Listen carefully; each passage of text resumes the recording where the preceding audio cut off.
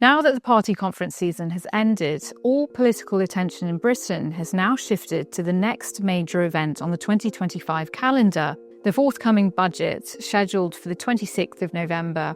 For Prime Minister Sir Keir Starmer and his Chancellor Rachel Reeves, the stakes could not be higher. The forecasts from the Office for Budget Responsibility are grim, and the political consequences could be even grimmer. For the Prime Minister and Rachel Reeves, his Chancellor, the budget will be all-consuming. The forecasts from the Office for Budget Responsibility are in, and government sources say they are as bad as expected. Economists have predicted that Reeves will need to find between £20 billion and £30 billion, all of which points in one direction: tax rises, with a manifesto-busting increase in income tax among the options being considered. The challenge being wargamed in number 10 and number 11 is, how do you sell an enormous tax rise to alienated voters who already feel they are taxed too much? Tax rises are never popular. Politically, they are toxic. Historically, no government in modern Britain has introduced significant tax increases without paying a price in public opinion. For Labour, the challenge is compounded by their current standing in the polls. After just over a year in power, public sentiment has turned sharply against them. Recent polling data is stark. After 15 months in power, Starmer has become the most unpopular British Prime Minister on record. Although previous leaders have joined despised foreign wars, bungled responses to a pandemic, and nearly sent the economy into meltdown, none have been as unpopular as Starmer, according to Ipsos, a leading pollster. Just 13% of voters say they are satisfied with Starmer, while 79% are unsatisfied. Labour has suffered the worst ever fall in support for a newly elected government, said John Curtis, the doyen of polling in Britain. These numbers paint a bleak picture.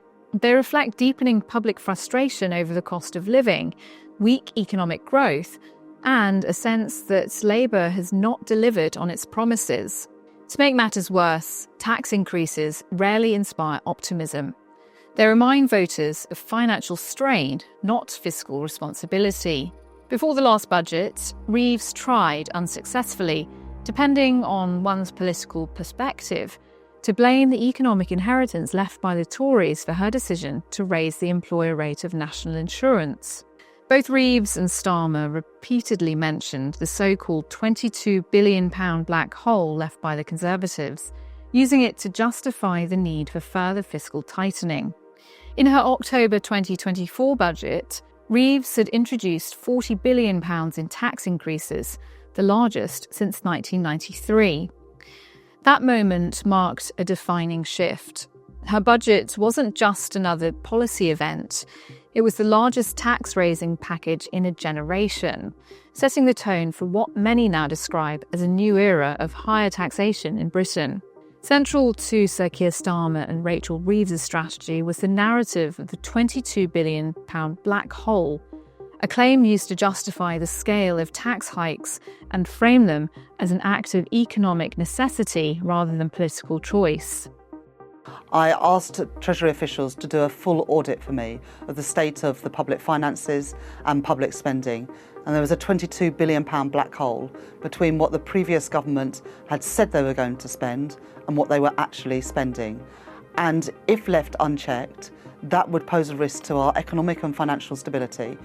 The previous government hadn't done a spending review that took us beyond this year, and inflation had put huge pressure on public spending. And so as a result, we did need to raise taxes in this budget to put our public finances on a sound trajectory. We found out that thanks to the last government's recklessness, we borrowed almost £5 billion more than the OBR expected in the last 3 months alone. That's not performative, that's fact. It became the cornerstone of Labour's fiscal messaging, allowing Reeves to argue that the government's hands were tied by the financial mess left behind by the Conservatives. But this strategy backfired. Critics argue that Rachel Reeves' attempt to blame the Conservatives for the need to raise the employer rate of national insurance failed because voters no longer accepted the blame the last government argument. By the time of that budget, Labour had already been in power for several months, and the public expected solutions, not excuses. What made matters worse, critics note, was that the Office for Budget Responsibility revealed that, under Labour, government spending was set to rise by about £70 billion over the next 5 years, despite Labour claiming to face a £22 billion black hole in the public finances. Much of this increase came from Labour's own decisions to boost day-to-day spending, including public sector pay rises, higher allocations for health and education, and expanded departmental budgets. Critics also said this made Reeves' claim that she had no choice but to raise taxes sound unconvincing. While she argued that the move was necessary to fix the economic damage left by the Tories, many saw it instead as a broken promise from a government that had pledged not to raise taxes for working people. Although the increase targeted employers, voters understood that higher business taxes often lead to lower wages, fewer jobs, or higher prices, effectively hitting workers indirectly. The decision also clashed with Labour's attempt to present itself as pro-growth and business-friendly, with critics warning that it would discourage investment and harm small firms. The backlash was quickly reflected in the polls, forcing Reeves and Starmer to rethink their communication strategy ahead of the next budget.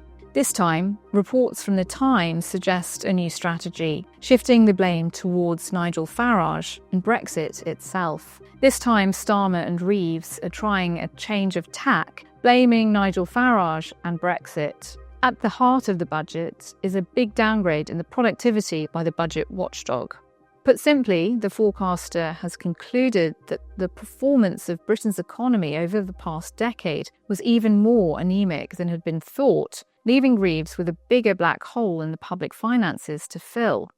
Starmer and Reeves are expected to argue that if it hadn't been for Brexit, this type of downgrade would not have been needed, and to cite official figures suggesting that if Britain had not left the European Union, the economy would be about £120 billion bigger by 2035 than current forecasts suggest it will be. The message is simple. Farage is ultimately to blame as the man who delivered Brexit with easy sloganeering, then walked away from the aftermath rather than putting in the hard yards. Or to put it another way, Farage, not us, is responsible for putting up your taxes.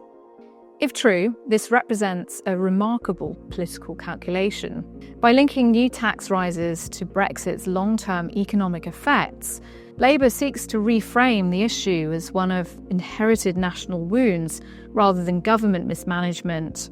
But this strategy is extremely risky. It could either pay off for Labour or backfire badly if they choose to pursue it.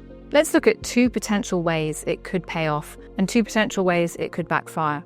First, shifting blame away from Labour's record could temporarily deflect criticism. If the public accepts the argument that Brexit weakened Britain's productivity and long-term growth, Starmer can redirect voter frustration toward the past, particularly the populist politics that dominated the 2016 referendum and its aftermath. This narrative reframes the problem as an unavoidable structural legacy rather than a direct result of Labour policy. In essence, it invites voters to see Labour as the clean-up crew for a national hangover. Second, this strategy could potentially help reunite the pro-EU and centrist vote. By tying economic challenges to Brexit, Labour could reignite support among Remain-leaning moderates, younger voters, and urban professionals who still believe Brexit was a grave mistake. For this group, Farage represents the face of economic decline and political deception. By contrasting themselves with him, Starmer and Reeves can revive a sense of rational technocratic leadership. However, the risks of this strategy are significant. First, it could undermine Labour's credibility on economic management. If voters perceive the Farage blame game as another excuse, similar to the earlier Tory £22 billion black hole narrative, it reinforces the image of a government unwilling to take responsibility. This perception would be politically devastating. At least when Labour blamed the Conservatives, there was logic. The Tories had governed for 14 years and left a trail of fiscal instability. Nigel Farage, however, has never held government office. Blaming him for those financial decisions could make Labour look like they're dodging responsibility and not being honest with the electorate. Second, it risks alienating working-class Leave voters. Millions of traditional Labour supporters in the North and Midlands backed Brexit, seeing it as a restoration of democratic control. Many of these voters had backed Labour in 2024 and helped deliver its landmark majority. They returned to the party hoping Starmer would focus on growth, fairness and practical solutions, not reopen old cultural wounds. By blaming Brexit, and by extension those who voted for it, Starmer risks reigniting the class and regional divisions that fractured Labour's coalition for over a decade. It may make Labour appear elitist, London-centric, and dismissive of ordinary people's choices. The wider picture makes Labour's situation even more difficult. The UK economy is still weak, with low productivity, slow growth, and stubborn inflation. Business investment remains sluggish, public debt is close to record highs, and people's disposable incomes have barely increased. The government is running out of fiscal room, just as public expectations remain high after Labour's landslide victory. In this environment, there is very little room for political mistakes. That's why the upcoming autumn budget could be one of the most important in a generation. Inside Whitehall, tensions are rising. Treasury officials are carefully weighing how every decision, from tax thresholds to spending cuts, will look politically. The public mood is uneasy and trust in government is at record lows. Every signal suggests taxes are going up. Analysts across the political spectrum, from the Financial Times to the Telegraph, from right-leaning think tanks to left-leaning think tanks, they all believe Reeves will announce significant tax increases to fill the widening fiscal gap. So the question for most analysts and the broader public is not whether taxes will rise, but who will be blamed for them. If Starmer and Reeves proceed with their reported plan to pin the responsibility on Nigel Farage and Brexit, it may be a gamble that defines their premiership. It could either recast the political narrative in Labour's favour, portraying them as the adults attempting to fix the economy, or it could backfire spectacularly, cementing the perception of a government detached from accountability and reality. Whichever way it goes, this autumn budget is shaping up to be more than just an economic statement. Do you think if Starmer and Rachel Reeves place the blame on Nigel Farage, it will pay off? Or do you think it will backfire? Let us know your thoughts in the comments below. Like, comment and subscribe for more analysis on British politics.